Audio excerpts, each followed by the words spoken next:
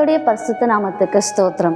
இந்த மெய்வார்த்தை நிகழ்ச்சியின் மூலமாக உங்கள் காண்பதை மிகவும் மகிழ்ச்சி அடைகிறது. இன்றைய மெய்வார்த்தை உபாகமம் 1:21. இதோ உன் தேவனாகிய கர்த்தர் இந்த தேசத்தை உனக்கு முன்பாக வைத்திருக்கிறார், நீ போய் அதை சுதந்தரித்துக்கொள், பயப்படாமலும் கலங்காமலும் இரு என்றார்.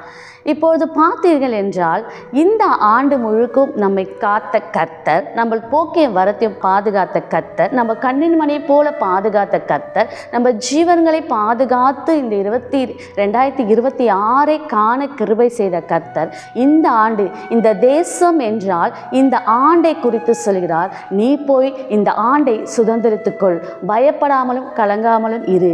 இதுவரைக்கும் உன்னை பாதுகாத்து நடத்தி வந்த தேவன் நான் அல்லவா?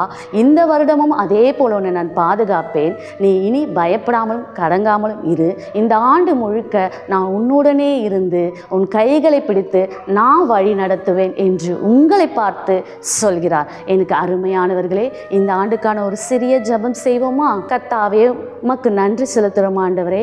அப்பா ஏசப்பா, எங்கள் தேவைகளை நீர் சந்தித்து நன்றி அப்பா. அதே போல கர்த்தாவே, இந்த 2026 கூட ஏசப்பா உங்கள் கரத்தில் இருக்க ஆண்டவரே ஏசப்பா. இந்த ஆண்டு முழுக்கும் ஆண்டவரே எங்களை நீர் பாதுகாத்து வழி நடத்து, தேவைகளை சந்தித்து, ஆரோக்கியத்தை ஆசீர்வதித்து, பலனை கொடுத்து ஏசப்பா புதிய காரியங்களை செய்து நீர் எங்களை நடத்த முடியாது ஜெபிக்கிறோம் ஆண்டவரே. உங்கள் கரத்தில் ஒப்பு கொடுக்குறோம் ஏசப்பா. நீர் பொறுப்பிடும் ஆசீர்வதியும். அதற்காக உமக்கு நன்றி. கர்த்தராக இயேசு கிறிஸ்து நாமத்தால் ஜெபிக்கிறேன் ஜீவனுள்ள நல்ல பிதாவே, ஆமேன். கர்த்தருடைய பரிசுத்த நாமத்துக்கு ஸ்தோத்திரம். நீங்கள் பயப்படாமலும் கலங்காமலும் இருங்கள், இயேசு உங்களை நேசிக்கிறார். கர்த்தருடைய நாமத்துக்கு ஸ்தோத்திரம் உண்டாவதாக. ஆமேன்.